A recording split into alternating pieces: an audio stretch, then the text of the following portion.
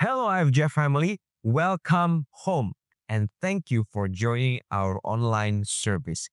Ibadah kita selalu dimulai tepat pukul 9 pagi setiap minggu. Jadi pastikan Anda sudah subscribe ke channel YouTube kami dan mengaktifkan notifikasinya. IFGF adalah gereja yang berpusat pada pemuritan. Our mission is to help people to connect with God and make disciples. IFGF memiliki beberapa discipleship center di sekitar wilayah Jabodetabek. Untuk wilayah Jakarta di Balai Sarbini, Lipo Mall, Nusantara. Untuk wilayah Tangerang di Dome of Harvest Lipo Karawaci. Dan beberapa lokasi lainnya di wilayah Bogor dan Bekasi. Untuk Anda yang menyaksikan secara online, kami memiliki komunitas sel yang diadakan secara online bernama iCare. Jika Anda sedang mencari ruang komunitas untuk berbagi pengalaman hidup dan mendalami iman, iCare is the place for you. Informasi lebih lengkap tersedia di Linktree pada deskripsi YouTube IFJF Jakarta atau di bio Instagram kami @IFJF-Jakarta. Bagi yang ingin memberikan persembahan dalam berbagai bentuk kepada Tuhan, berikut adalah panduan cara memberikan dan juga QR Code yang langsung menghubungkan ke rekening gereja kami. Semoga pesan firman hari ini menjadi berkat yang menguatkan setiap langkah perjalanan iman Anda. God bless you.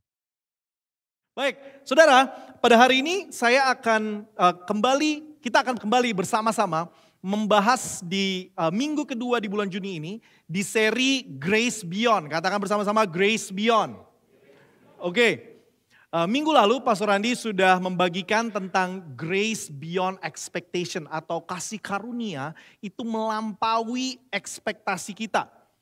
Karena kasih karunia Tuhan itu seringkali hadir di hal-hal yang kita mungkin anggap sepele, hal-hal yang mungkin biasa atau mungkin kita nggak penting gitu ya. Tapi seperti layaknya Saul gitu ya, yang pada waktu itu sebelum dia diangkat menjadi raja, dia itu cuma disuruh sama papanya cari keledainya yang hilang gitu.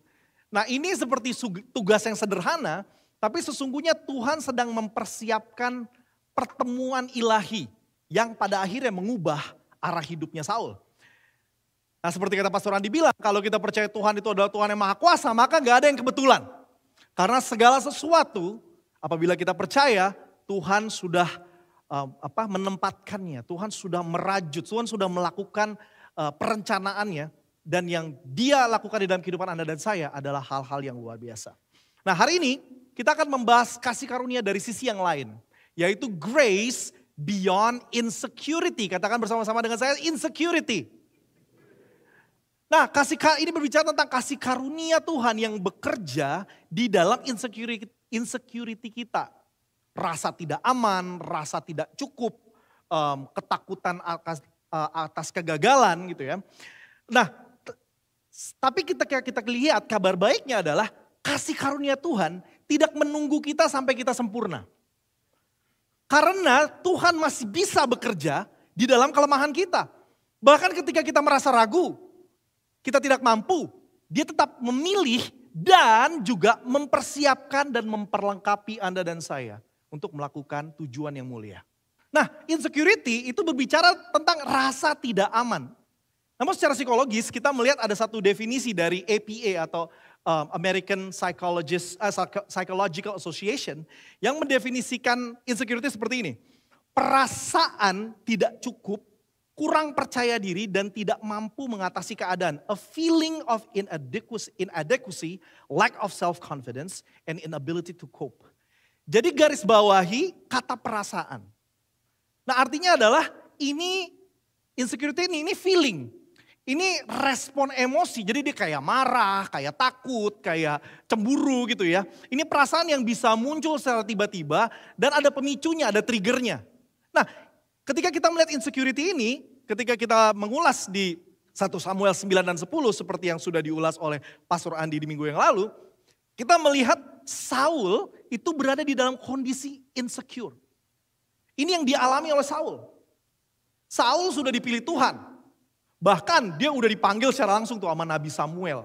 Dia udah dipanggil, udah disuruh duduk jadi tamu kehormatan, diurapi, dijamu. Dan bahkan di-announce, disebutkan bahwa Saul inilah yang akan menjadi raja. Nah ini kan udah meningkatkan derajatnya dia. Tapi meskipun dia mengalami semua itu, ternyata insecurity itu belum hilang dari dirinya dia sendiri. Because even as he was chosen, Saul was still hiding in insecurity. Nanti kita akan bersama-sama membaca firman-Nya secara langsung untuk kita juga bisa merasakan insecurity-nya si Saul ini. Karena di sini kita melihat bahwa sesungguhnya panggilan Tuhan itu tidak otomatis menghilangkan insecurity kita. Oleh sebab itu kita mau mengulas bersama-sama.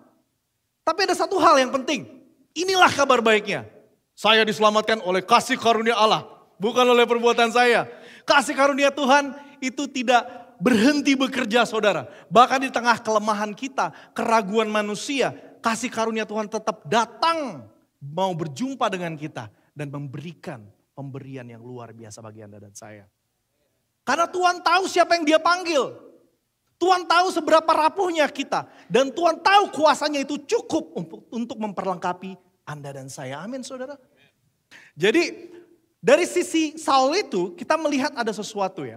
Yaitu adalah adanya God's grace. God's grace meets our insecurity. Dari kisah Saul itu. Kita melihat bahwa kasih karunia Tuhan berjumpa dengan insecurity-nya Saul. Hal yang sama juga seperti itu. Kasih karunia Tuhan mau berjumpa dengan Anda di posisi dan di kondisi apapun yang Anda alami sekarang ini. Di dalam insecurity Anda, di dalam rasa ketidakamanan, di dalam rasa tidak cukup, di dalam rasa ketakutan. Kasih karunia Tuhan sekarang sedang mengalir menuju dan memanggil saudara. Karena bukan ketika Saul dipanggil, bukan Saul itu sudah siap, bukan Saul itu sudah pulih ya, dia masih habis kehilangan belum selesai gitu, ketemu keledai bapaknya gitu ya. Tapi dia berjumpa dengan Tuhan, itulah kasih karunia itu. Identitas yang luar biasa. Nah, kita mau bersama-sama ngerasain ya, insecurity-nya Saul. Jadi kita baca bersama-sama di 1 Samuel 9 ayat 21, oke? Pada hitungan ketiga, 1, 2, 3. Tetapi jawab Saul, bukankah aku seorang suku Benyamin, suku yang terkecil di Israel? Dan bukankah kaumku yang paling hina dari segala kaum suku Benyamin? Mengapa Bapa berkata demikian kepadaku? Setelah Nabi Samuel mengatakan bahwa Saul menjadi raja, malah Saul ngomongnya begini. Bukankah aku suku Benyamin yang terkecil, bawa-bawa suku nih orang kan. Dia bawa-bawa Sarah. Udah bukan kayak gitu lagi, dibilang lagi. Kamu tuh udah keluarga besar, dijelek-jelekin keluarga besarnya. Bukannya kaumku itu yang paling hina. Waduh, jadi semua dijelekin sampai dia juga. Nah, padahal kalau saudara melihat di ayat yang kedua, ini tadi ayat 21 ya. Di ayat yang kedua dikatakan seperti ini. Ini adalah deskripsi daripada Saul. Saul adalah seorang muda yang elok rupanya. Tidak ada seorang pun dari antara orang Israel yang lebih elok daripadanya. Dari bahu ke atas ia lebih tinggi daripada setiap orang sebangsanya. Bayangkan saudara, deskripsi di Alkitabnya ini orang yang fisiknya luar biasa. Kalau bahasa gymnya mungkin yang udah kayak protein shake gitu lah ya. Gitu. Atau yang tiap Senin chest day ya kan. Body goals ya. Tapi hatinya masih insecure. Ada yang seperti itu? Kalau seperti itu kasih karunia Tuhan bersama saudara. Tapi esensinya adalah ternyata saudara hal yang elok, hal yang menonjol secara fisik itu belum tentu menyembuhkan luka batin. Dari Saul kita melihat seorang yang tampan, seorang yang elok. Kita harus melihat konteksnya. Di zaman itu pemimpin yang dilihat adalah memiliki kapasitas militer. Berarti seorang yang ideal adalah seorang yang gagah. Mungkin badannya bongsor begitu, tinggi ya kan. Karena dia harus merepresentasikan bangsanya ke bangsa-bangsa lain sebagai bangsa yang punya kekuatan. Nah, Saul adalah manusia gitu ya, atau raja yang paling ideal. Karena di situ dikatakan tidak ada lagi di bangsa Israel seperti dia. Namun justru di balik semua itu dia tetap merasa kecil. Artinya insecurity ini saudara-saudari sekalian tidak hilang cuman karena orang lain melihat kita hebat. Jadi rasa insecurity itu tidak bisa diobati dengan validasi dari orang lain, dari sosial media, dari perkataan dan lain sebagainya. Karena sesungguhnya insecurity itu berbicara tentang emosional, perasaan. Dan pemicunya itu bisa sangat berbahaya dalam kehidupan kita.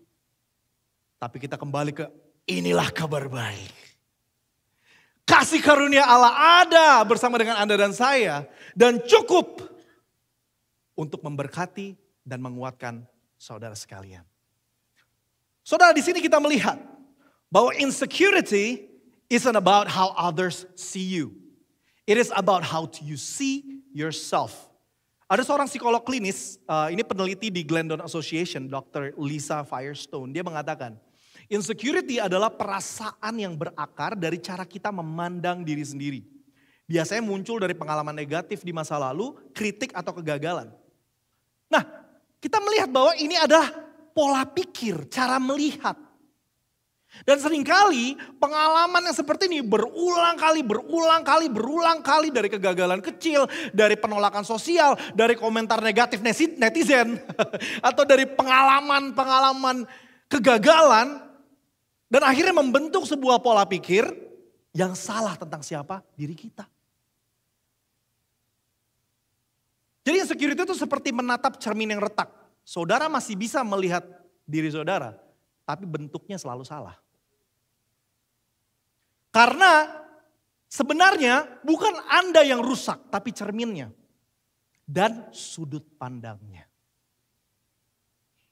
Oleh sebab itu cara kita melihat akan menentukan bagaimana hati kita memeluk identitas yang sesungguhnya.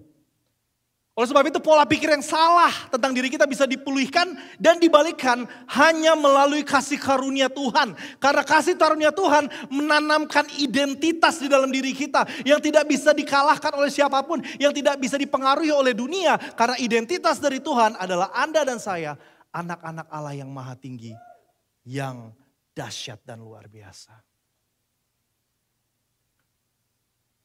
Saudara, kalau kita melihat seperti ini, kita mau diskusi sedikit tentang penyebab-penyebab dari insecurity. Karena kita harus identifikasi juga. Why are we insecure? Nah, perbandingan, yang pertama adalah perbandingan. Ya, di perbandingan, comparison tadi sudah dikatakan dari quote yang sebelumnya. Nah, ini adalah akar dari rasa insecure. Karena seringkali ketika kita menjadikan seseorang menjadi standar, kita jadi mulai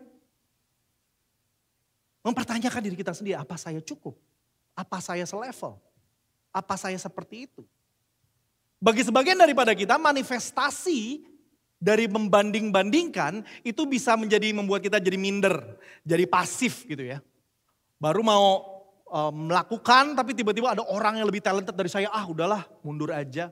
Lebih pintar dari saya, udahlah ngapain saya orang biasa-biasa aja. Lebih pede gitu ya, kalau ngomong lantang banget suaranya, suara saya kecil. Ada suatu rasa tidak aman. Sehingga akhirnya kita mundur, menyerah dan gak even mau mencoba. Dan ini akhirnya membuat orang-orang yang dipanggil Tuhan tidak bisa mengekspresikan potensi yang seharusnya Tuhan bisa berikan. Tapi jangan salah saudara, bahwa gak selalu insecurity itu membuat kita jadi minder dan pasif. Ingat, ini Raja Saul yang sama, yang ngumpet, yang bersembunyi ketika dia mau dijadikan raja. Ini adalah Raja Saul yang sama ketika dia melihat Daud, dia cemburu atas pencapaian dari Daud. Dan atas insecurity-nya dia mau coba membunuh Daud. Oleh sebab itu, insecurity pun bisa membuat manusia menjadi distraktif dan agresif. Marah, emang lo doang yang bisa sampai situ, gua bakal lebih lagi. Lu baru M, gua puluhan M. Lu puluhan M, gua ratusan M. Lu ratusan M, gua T sampai Z lah ya. Gak tahu deh berapa tuh. Pretty. Ternyata seperti itu saudara. Namun esensinya seperti ini. Apa kita minder dan menarik diri atau agresif dan distraktif, keduanya lahir dari tempat yang sama. Yaitu karena kita lebih dipengaruhi oleh penilaian dunia daripada kebenaran kasih karunia Tuhan. Karena pengaruh oleh dunia, pengaruh oleh apa yang kita lihat, pengaruh dari tempat di mana kita akhirnya membawa itu semua ke dalam hati kita, akhirnya mengubah diri kita juga. Namun kasih karunia itu berbeda saudara. Kasih karunia sudah mendefinisikan kita, bahkan di dalam kegagalan kita, di dalam kekurangan kita, ketidaksempurnaan kita sudah dipanggil Allah anak. Kita sudah dipanggil Allah kita anak. Kita seorang anak Allah yang maha tinggi. Anda unik, Anda berharga. Dan Anda diciptakan untuk tujuan yang ilahi. Karena itu Anda tidak harus membandingkan diri saudara. Sehingga saudara menjadi minder. Atau membandingkan diri saudara sehingga ego saudara akhirnya menjadi terbakar. Karena perbandingan akan trigger insecurity. Yang kedua, masa lalu. Masa lalu ini juga merupakan penyebab daripada insecurity. Kesalahan masa lalu, kesalahan pribadi, kegagalan, trauma dari sebuah peristiwa, penolakan, karena ditolak gak mau lagi. Atau bahkan dosa yang belum sembuh. Atau bahkan background, oh saya sudah dari dulu seperti ini. Dan ini bisa ke dua ekstrim yang berbeda. Bisa menyebabkan orang menjadi depresi, ketakutan. Atau bisa menyebabkan orang menjadi dingin dan keras. Menjauh, tidak percaya siapapun. Menjaga jarak. Biar emosionalnya tidak meluap-luap. Mazmur 147 ayat 3 berkata, Tuhan ia menyembuhkan orang-orang yang patah hati dan membalut luka-luka mereka. Saudara, ketika kita datang kepada Tuhan, yang kita dapatkan bukannya malah kita membanding-bandingkan atau masa lalu yang kelam. Tapi Tuhan mengatakan, aku akan memulihkan engkau. Oleh sebab itu, kasih karunia mengajak kita untuk datang. Buat yang tadi ngomongin background, itu juga kadang-kadang bisa menjadi bottleneck gitu ya. Menjadi sesuatu yang membuat kita insecure. Wah saya biasanya naik bus. Gitu datang jalan kaki. Ini kalau datang sini mobilnya kalau kayak kata Pastor Jos terakhir, pintunya kebukanya begini. Waduh, terasanya pressure gitu ya. Insecure. Wah, di sini ngomongnya English. Ya. Saya biasa ngomong yes, no, thank you gitu. Tapi nanti kita juga akan belajar juga bahwa bahkan ada orang-orang yang tidak berbicara, tapi they're secure in their heart. Saudara, atau edukasi gitu ya. Saya lulusan SMP, SMA, insecure. Saya tidak bisa melayani, tidak bisa berdampak bagi Tuhan. Kata siapa? Kasih karunia Tuhan mengatakan tidak.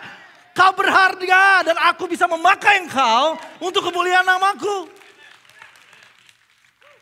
Saudara, ketika kita insecure di masa lalu, itu seperti layaknya pohon beringin yang ditanam di pot. Dia hanya akan bisa bertumbuh sesuai dari kapasitas pot itu. Pot itu masa lalu saudara. Namun Tuhan mau membawa saudara ke tanah yang baik. Sehingga pohon beringin itu bisa tumbuh besar sekali berakar. Dan bisa memberikan kehidupan bagi banyak binatang dan burung. Aku berkata kepadamu, kasih karunia Tuhan mampu untuk mengangkat masa lalu saudara. Dan menjadikan saudara berguna bagi kerajaan Allah.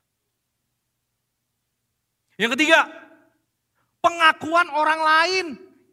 Karena emang people pleaser. Kalau ketemu orang maunya validasi. Pokoknya pembentukan citra. Waduh, sorry yang buatin namanya citra ya. Tapi maksudnya pencitraan gitu ya. Kehilangan jati diri, validasi. Oke kalau secara verbal, kadang secara digital. Kadang-kadang itu seperti bukanlah sesuatu yang real tapi palsu. Tapi itu memberikan insecurity kepada kita. Namun Galatia 1:10 berkata, adakah aku sekarang berusaha menyukakan hati manusia atau hati Allah? Jika aku masih mau menyenangkan hati manusia, maka aku bukanlah hamba Kristus. Kita bukan hidup mengejar pengakuan dari manusia. Karena sesungguhnya kasih karunia Tuhan sudah memberikan kita tujuan dan nilai untuk kehidupan kita. Value. Roma 5 ayat 8, oleh karena Kristus telah mati untuk kita ketika kita masih berdosa. While we were sinners, Christ died for us. Ketika kita semua masih berdosa, Kristus mati untuk kita. Oleh sebab itu hal yang sama. Dia mati di dalam kelemahan-kelemahan, dia mati ketika kita berdosa. Dan di dalam kelemahan saudara, dia sedang bekerja juga. Saudara, kenapa? Karena setiap dari Anda itu istimewa, amin. Setiap dari Anda itu istimewa. Dan hanya ada satu di dunia ini. Cuman satu, one. Ini luar biasa. Sehingga kita tidak perlu menjadi versi orang lain. Kita tidak perlu menjadi orang yang berjalan di dalam bayangan-bayangan orang yang bahkan kita tidak kenal. Nah, di saat yang sama saya mau mengumumkan hal ini yang luar biasa yang terjadi di gereja kita. Yaitu IFGF Disability Ministry. Orang-orang ini, kalau kita ngomongin sekuler, kalau ngomongin gak perlu pakai rohani, ini adalah orang-orang yang sebenarnya punya the right excuse untuk jadi insecure. Karena orang-orang ini sebenarnya mungkin merasa, kalau misalnya di luar Yesus gitu ya, merasa ada yang kurang. Ada keterbatasan fisik. Tapi saya berkata kepada saudara, orang-orang ini orang-orang yang luar biasa. Bahkan hari Sabtu kemarin kita mengadakan open house dan fellowship untuk IFGF Disability Ministry di lantai 5, saudara. Ya, kita ada 3 komunitas sahabat tunarungu ya, yaitu yang mengalami gangguan dari sisi pendengaran. Lalu tunadaksa itu kondisi fisik ya, disabilitas fisik, dan juga tunanetra, gangguan dari penglihatan. Dan kita melihat bagaimana mereka semua, ada yang melakukan bahasa isyarat dan lain sebagainya. Mereka semua bisa betul-betul mempelajari firman Tuhan. Saudara, gereja kita akan menjadi role model untuk menjadi gereja inklusif. Amin. Di mana semua orang penyandang disabilitas mereka bisa datang ke sini. Mereka bisa menjadi jemaat dan bisa mendengarkan firman Tuhan dan bisa bertumbuh. Kata kuncinya 2 saudara. Ini dari Pastor Evan juga nih. Kesetaraan dan pembaruan. Mereka tidak butuh kasihan-kasihan saudara. They don't need your pity. Kesetaraan artinya apa? Kita dan bersama mereka bersama-sama memiliki leveling up a playing field. Kita belajar. 90 to 95% of them are unreached, belum terjangkau. Oleh sebab itu ini kesempatan. Anda nggak perlu ke misi-misi yang jauh-jauh. Ternyata ada unreached people. Dan disinilah hati Tuhan itu juga ada. Saudara, ada satu lagi yang saya mau break the news. Kemarin kita mengundang open house dan fellowship. Dan dari orang yang datang, yang melayani, yang mau datang untuk melayani, diberikan kesempatan untuk melayani. Itu di bawah 10% orang-orang yang tidak memiliki disabilitas. Most of them, hampir semua adalah orang-orang disabilitas. Tapi kemarin malam saya langsung telepon WA, Pastor Akina, langsung kirim ini. Kita bikin ini slide di sini. Ya, dia bilang, karena saya percaya Tuhan mau mengirimkan hamba-hamba pelayan-pelayan Tuhan di sini yang akan melayani IFGF Disability Ministry. Amin gak? Masa mostly are disabled? Saya mengerti karena mereka memiliki penyandang disabilitas lalu mereka mau melayani. Itu ada belas kasihan. Tapi saya percaya ada Bapak, Ibu, Saudara-saudara sekalian yang saat ini tergerak. Dan di sana kita mau melayani bersama-sama. Saya percaya karena gereja kita tidak boleh tidak inklusif. Gereja kita harus memeluk semua. Gereja kita harus siap untuk bisa memeluk siapapun itu. Karena Kristus mengasihi jiwa-jiwa. Amin saudara. Apabila saudara interested bisa kontak Pastor Evan, saya, Pak Roy, Bu Susan. Dan juga iCare Leaders juga bilang ya boleh nanti ke pastoral. Ya. Dan saya mau mengajak yang ada hati di situ. Ayo kita bareng-bareng melayani IFGF Disability Ministry. Berikan kemuliaan bagi nama Tuhan. Baik saudara, selanjutnya yang kedua. Kita melihat bahwa ketika Saul yang tadinya insecure bahkan dia ketakutan. Ternyata dia diberikan kuasa oleh Tuhan. Oleh sebab itu the second point adalah grace empowers courage. Kasih karunia Tuhan itu memberikan kita keberanian saudara. Bukan pengalaman kita. Bukan kepintaran kita. Bukan kekayaan kita. Bukan kehebatan kita. Tapi kasih karunia Tuhan memberikan keberanian. Dan kita akan spesifikkan. Berani ini juga bukan berarti tidak takut. Karena kita lihat di kasusnya Saul, dia takut. Tetapi ini adalah berani melangkah bersama dengan Tuhan. Ada resiko, tapi Tuhan bersama denganku. Aku akan jalan menuju ke sana. Karena ketika kita berjalan bersama dengan Tuhan, satu hal yang kita tahu, kita punya juru selamat. Yuk kita baca bersama-sama di 1 Samuel 10 ayat 6-11. Kita hitung dari hitungan ketiga. 1, 2, 3. Sedang ia berpaling, maka 1, 2, 3. Maka roh Tuhan akan berkuasa atasmu, engkau akan kepenuhan bersama-sama dengan mereka dan berubah menjadi manusia lain. Apabila tanda-tanda ini terjadi kepadamu, lakukanlah apa saja yang didapat oleh tanganmu. Sebab Allah menyertai engkau. Engkau harus pergi ke Gilgal mendahului aku dan camkanlah aku akan datang kepadamu untuk mempersembahkan korban bakaran dan korban keselamatan. Engkau harus menunggu 7 hari lamanya sampai aku datang kepadamu dan memberitahukan kepadamu apa yang harus kau lakukan. Sedang ia berpaling untuk pergi meninggalkan Samuel, maka Allah mengubah hatinya menjadi lain. Dan segala tanda-tanda yang disebut itu terjadi pada hari itu juga. Ketika mereka sampai di Gibea dari sana, maka bertemulah ia dengan serombongan nabi. Roh Allah berkuasa atasnya dan Saul turut kepenuhan seperti nabi di tengah-tengah mereka. Dan semua orang yang mengenal dari dahulu melihat dengan heran bahwa ia bernubuat bersama-sama dengan nabi-nabi itu. Lalu berkatalah orang banyak yang satu kepada yang lain, apakah gerangan yang terjadi dengan anak Kish itu? Apa Saul juga termasuk golongan nabi? Saudara, ini luar biasa saudara. Saul diberikan keberanian, tapi keberanian itu bukan karena dia mendapatkan skill yang baru. Bukan karena dia mendapatkan kepercayaan diri, tapi roh Allah, roh Tuhan memampukannya dia. Bahkan Saul bisa bersama-sama dengan para nabi. Dan bahkan bernubuat. Seseorang yang tadinya kabur, ketakutan, menghina diri sendiri, menghina kaum keluarganya, menghina bahkan orang-orangnya, klannya dia. Dan orang yang sama ini ketika roh Tuhan datang, dia berdampak dan luar biasa. Dia melakukan hal-hal yang ajaib. Bahkan dikatakan dia menjadi manusia yang lain. Padahal ini sebelumnya minder, sembunyian, penuh keraguan. Oleh sebab itu kasih karunia bukan hanya menemukan kita. Tapi memampukan kita. Tapi kemampuan kita itu didatangnya dari roh Allah.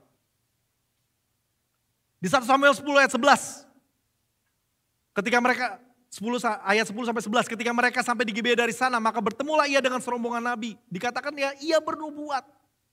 Apa artinya roh Tuhan membuat Saul menjadi berani? Saudara, di hari Pentakosta ini, saya mau mengatakan kepada Anda dan saya, as much as we can try to understand the Bible, as much as we want to minister, only the Holy Spirit can help us. Seberapapun kita coba mengulas, mendalami Alkitab, seberapapun banyak kita mau melayani Tuhan. Seberapapun Anda coba untuk bekerja, berupaya, roh Allah, roh kuduslah yang akan menguatkan kita. Tuhan tak pernah menempatkan Anda tanpa memperlengkapi. Di mana ada panggilan, di sana roh Allah bekerja. Karena kita bisa punya bentuk yang lengkap. Strateginya pasti, posisi yang strategis. Tapi tanpa roh kudus, tanpa roh Allah, kita itu seperti senter tanpa baterai. Seberapa pun Anda coba turn off, turn on, di ruangan yang gelap gulita, itu tidak akan menyinari. Sama seperti kompor tanpa gas. Gak bisa masak, kalau yang pakai kompor listrik, kompor tanpa listrik. Ya. Tapi esensinya adalah roh kudus menguatkan kita, memampukan kita. Dan bahkan seperti yang diulas oleh Pastor Jimmy, mengatakan Parakletos, advocate. Dia bukan hanya menolong kita, dia membela kita, dia menghibur kita. Dan hari ini kita mengingat atas pencurahan Roh Kudus. Dan seringkali kita melupakan betapa pentingnya the intimacy with the Holy Spirit. Seringkali the intimacy of the Holy Spirit happens at church. Harusnya it's a reversal, harusnya terbalik. Keintiman bersama dengan Roh Kudus terjadi sehari-hari. Sehingga di gereja itu hanya formalitas. Karena you just do it on setiap jam, setiap Anda membutuhkan. Karena kita tahu saudara ketika roh Tuhan turun, orang biasa bisa melakukan hal yang tidak biasa. Petrus yang dahulunya penakut dan menyangkal Yesus. Ketika dia berkhotbah, Roh Kudus turun kepadanya. 3.000 orang bertobat. Yusuf yang dibuang saudara-saudaranya. Dari roh Allah dia bisa memimpin Mesir. Dan bahkan memimpin sistem logistik nasional. Ketika terjadi kelaparan di Mesir. Daud, seorang gembala domba, namun setelah diurapi menjadi raja yang mampu memimpin dengan hikmat yang luar biasa. Dan bahkan menyatukan kerajaan Israel yang pecah karena Raja Saul. Saudara, orang-orang ini adalah orang-orang biasa. Namun mereka melakukan hal yang luar biasa karena Roh Kudus bersama dengan mereka. Amin saudara. Tuhan tidak memanggil yang mampu, dia memampukan yang dipanggil olehnya. Saya mau melakukan sesuatu yang berbeda sedikit. Saudara punya HP, saya gak ada HP ya. Tapi boleh minta HP? Yang punya HP boleh kasih lihat HP-nya. Thank you Han. Boleh kasih lihat HP-nya? Coba angkat HP-nya di tangan. Sekarang sebelum angkat HP di tangan, saya mau saudara mengingat satu orang. Yang saudara tahu. Yang menurut saudara membutuhkan kasih karunia Tuhan. Pada saat ini kita satu gereja akan sama-sama ngomong yang sama. Jesus loves you, Tuhan Yesus mengasihimu. Kalau saudara punya courage, hari ini Tuhan akan memberikan keberanian. Courage buat saudara. Saya kasih waktu beberapa detik. Siapa orang itu? Kita akan message bersama-sama pakai audio, voice, oke? Jadi ada suara gereja rame-rame, oke? Oke, saya kasih beberapa detik, oke? Ingat, coba. Satu orang yang membutuhkan kasih Kristus. Kasih karunia Tuhan. Satu orang. Oke? Sudah siap? Angkat HP-nya. Mana saya lihat banyak yang gak angkat HP. Ayo, hari ini adalah hari Pentakosta. Sesuatu yang dahsyat akan terjadi pada hari ini. Ayo angkat HP-nya. Jangan takut. Do not be afraid. Ayo. Anda sudah tahu siapa? Mungkin mama saudara, keluarga saudara, teman saudara. Siapapun itu. Ayo angkat HP-nya. Are you ready? Kita akan bisa bilang bersama-sama. Jesus loves you. Tuhan Yesus mengasihimu. Saya sudah ada orangnya. Saya ini dulu ke dia ya. Oke? Kita sama-sama blast message Jesus loves you ke orang-orang ini. Jesus 2 kali. Jesus loves you. Tuhan Yesus mengasihimu. Oke? Sama-sama ya. Latihan dulu. Jesus loves you. Tuhan Yesus mengasihimu. Sekali lagi. Jesus loves you. Tuhan Yesus mengasihimu. Belum. Oke, siap ya? Siap? Pencet. 1, 2, 3. Jesus love you. Tuhan Yesus mengasihimu. Enter. Sekarang kita message dia.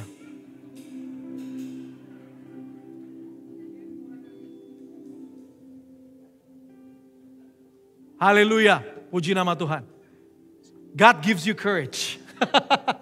Roh Kudus memberikan Anda keberanian untuk melakukan hal yang luar biasa. Untuk menyatakan bahwa Yesus mengasihi mereka. Haleluya. Saudara ini yang terakhir. Sorry sedikit stretch ya, tadi a bit emotional. Tapi the third point adalah grace calls even when we hide. 1 Samuel 10 ayat 22-24 mengatakan, sebab itu ditanyakan pula lah kepada Tuhan, apa orang itu juga datang kemari? Tuhan menjawab, sesungguhnya ia, Saul, bersembunyi di antara barang-barang. Apa yang terjadi saudara? Saul yang mau diangkat menjadi raja, dia bersembunyi di antara barang-barang. Namun Tuhan mengetahui posisi di mana dia bersembunyi. Oleh sebab itu saudara, seperti Saul yang ditemukan Tuhan dalam persembunyiannya. Kasih karunia Tuhan akan selalu memiliki cara untuk menemukan Anda. Dia tahu Anda di mana. Dia tahu posisi Anda seperti apa. Terkadang kita bersembunyi. Bersembunyi dari mana? Dari kesibukan kita. kita tenggelam dalam aktivitas, pekerjaan di perusahaan, tugas kuliah, urus anak, urus rumah tangga, kelihatannya produktif. Tapi kadang kita memakai itu untuk menghindar dari Tuhan. Atau kepribadian palsu, topeng, kita tampil kuat sebagai direktur, sebagai leader, sebagai orang-orang yang berpengalaman, selalu baik-baik saja, kelihatannya pintar, hafalin jawaban, padahal mungkin lewat AI gitu ya, atau ChatGPT gitu. Saya juga pakai ChatGPT, tapi saya puasa dan doa hanya untuk ini. Tapi kita di sini lihat kepribadian palsu itu, atau mungkin posisi kita bersembunyi dengan segala jabatan, perkataan, pimpinan, bahkan sebagai pelayan-pelayan Tuhan, hamba-hamba Tuhan. Tapi jauh di dalam lubuk hati kita masih merasa tidak cukup, atau citra diri sosial, kita bangun image kita di dunia sosial supaya diterima dan dapat validasi. Tapi pada akhirnya kita bersembunyi di balik itu semua. Namun Tuhan mau berkata kepada saudara, kasih karunia Tuhan ingin menemukan saudara. Karena kasih karunia bekerja melampaui keterbatasan dan kelemahan manusia. Dan ini perkataan terakhir dan saya akan mengatakan ini 2 kali. Engkau tidak diciptakan untuk bersembunyi. Kasih karunia tahu di mana engkau berada dan sedang memanggil engkau keluar. 1 kali lagi, engkau tidak diciptakan untuk bersembunyi. Kasih karunia tahu di mana engkau berada dan sedang memanggilmu keluar. Puji nama Tuhan Yesus. Mari kita bangkit berdiri bersama-sama. Haleluya. Thank you Jesus.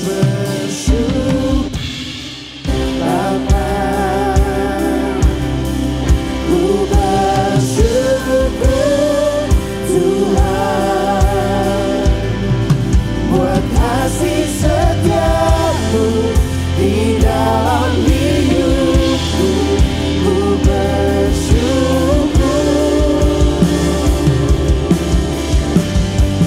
Ku bersyukur Bapa, ku bersyukur Tuhan, buat kasih setiamu di dalam hidupku. Ku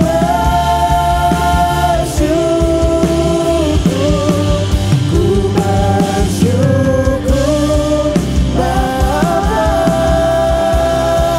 ku bersyukur Tuhan, buat kasih setiamu di dalam hidupku. Ku bersyukur, ku bersyukur Bapa, ku bersyukur Tuhan, buat kasih setiamu di dalam hidupku. Ku bersyukur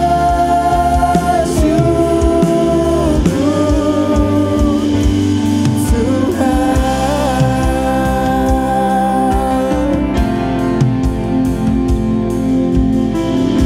Saudara, pada saat ini di dalam hadirat Tuhan, saya mau mengundang bagi saudara yang mungkin pada saat ini you struggle with insecurity. Terkadang insecurity itu selalu terlihat yang lemah, gak selalu. Manifestasinya bisa aja menjadi agresif atau menjadi marah-marah, menjadi sesuatu yang meluap-luap. Tapi pada saat ini akarnya seringkali juga bisa insecurity. Atau saudara menjadi minder, atau bahkan saudara menjauh dari Tuhan. Saudara, pada saat ini saya percaya ini tidak kebetulan. Ini adalah hari Pentakosta, adalah pencurahan Roh Kudus. Oleh sebab itu apabila saudara mau mendapatkan kesegaran ilahi, mau mendapatkan perjumpaan dengan Tuhan pada hari ini dan pada saat ini juga, angkat tangan saudara bersama-sama. Dan pada saat ini kita akan berdoa dan bersama-sama kita akan meminta dari Tuhan hujan roh dari surga untuk memberkati, menguatkan, memperlengkapi kita semua. Mari angkat tangan kita di dalam nama Tuhan Yesus pada saat ini. Tuhan, Bapa, kami berdoa in Jesus mighty name. Bapa, biarlah ada hujan roh-Mu Tuhan datang ke tempat ini ya Tuhan, menguatkan kami ya Tuhan. Oh haleluya, haleluya. Hujan kemuliaan-Mu, kekudusan-Mu, kesucian-Mu ya Tuhan. Menyelamatkan ya Tuhan. Oh, memulihkan, bahkan mempromosikan. Kau sendiri yang akan memberikan kemenangan. Segala pertanyaan Kau berikan jawaban. Kau adalah Allah yang memampukan. Terima kasih ya Bapa. Berkati urapi hujan-Mu, hujan-Mu. Oh, rain down, rain down, rain down, rain down. Spirit of the Lord. Let's speak in tongues. For those of you who speak in tongues, speak in the Spirit. Ulanamen, Yamosior, Yamoe. Unamaya Yasumor, Yalare, Yalare. Unamayo, Yasurabe. Oh, Yamaserana, Perana. Oh, Yasuria, Umalaye. Bersyukur Bapa, ku bersyukur Tuhan buat kasih setiamu di dalam hidupku. Ku bersyukur, ku bersyukur ku bersyukur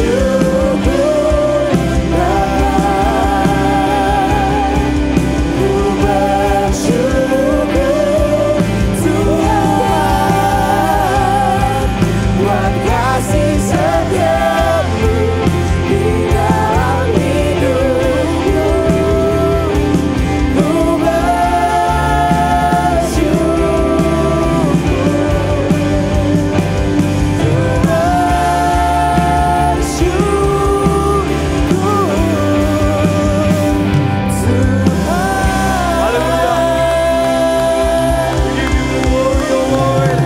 Thank you Lord.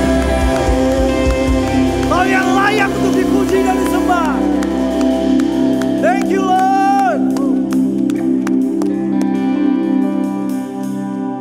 Saudara, pada saat ini saya melihat batu-batuan yang kering dan remuk. Dan pada saat yang sama keluar mata air membasahi, dan bahkan membasahi bukan hanya batu-batu tapi tanah-tanah. Dan akhirnya menumbuhkan bunga-bunga dan tanaman-tanaman. Dan di sana ada kesuburan ilahi dari Tuhan terjadi.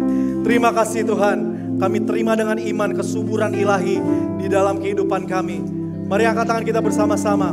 Dan kita akan menutup ibadah hari ini with this prayer of blessing. Terima kasih ya Tuhan. Jemaat Tuhan, apabila Engkau mendengarkan firman Tuhan dan melakukannya dengan setia, Ia akan mengangkat kau di atas bangsa-bangsa. Ia akan membukakan tingkapnya, yaitu langit, sehingga Dia akan memberikan hujan bagi tanahmu, dan tanahmu akan menjadi subur. Kau akan diberkati ketika engkau masuk, kau akan diberkati ketika engkau keluar. Kau akan terus naik dan tidak turun, menjadi kepala dan bukan ekor. Dan apabila engkau melakukan segala sesuatu di dalam nama Yesus, Ia akan membuat kau berhasil, baik hari ini sampai Maranatha. Hanya di dalam nama Tuhan Yesus Kristus, semua yang percaya dan menerima janji Tuhan, sama-sama teriakan 1, 2, 3, amin. God bless you. Habis ada saudara, join with your heart care. God bless you. Puji nama Tuhan. Terima kasih telah mengikuti FGF Jakarta Online Service. Sampai bertemu lagi minggu depan, FGF Family. Jika Anda membutuhkan dukungan doa, silakan klik tombol prayer request di Linktree untuk mengisi form, dan tim pastoral kami akan mendoakannya bagi Anda. God bless you church and have a wonderful day.